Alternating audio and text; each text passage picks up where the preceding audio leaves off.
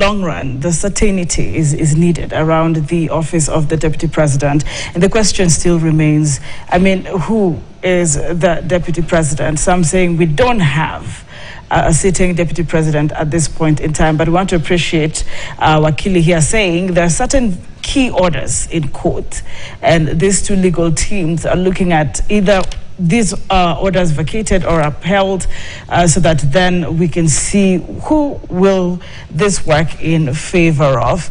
Wakili, talking about the process, denial of fair trial. If this is a conversation, I think if you looked at the public opinion, there was also a lot of mixed reactions around it at the Senate level. It was very, very interesting. Yes.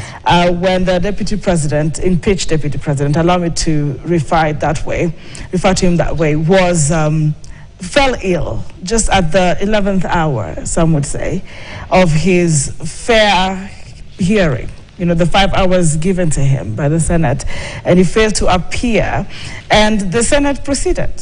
You know, either way. And you have talked about, and I don't know how to put it, the end justifies the means or the means justifies the end. But at this point in time, denial of fair trial, I don't know. What is your what would be your argument? I know we still have the courts handling this matter, so I know you might refrain from other details, but from your own legal lens, do you think this is a ground? Because we're looking at also another concern of investigating crimes. There are arguments that the Senate ought to have investigated these allegations. We're looking at 11 grounds of impeachment, if you followed closely that particular impeachment motion, that the Senate should have investigated these particular allegations. And number two, they should have then given him a chance to defend himself or present his defense. Now, these two things around how the Senate behaved, because you're saying the courts are very big on the process. Talk about the Senate and how it behaved to that point, the two things that I have mentioned to you. You know, the Senate found itself in a situation that was not anticipated. I think that the deputy president was expected to give his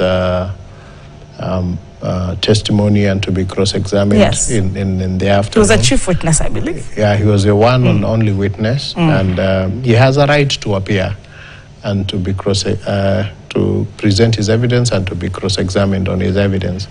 Unfortunately for him, he was taken ill, and I think what happened is that the Senate then was left with the option of proceeding on the basis of the documentation that had been filed before it.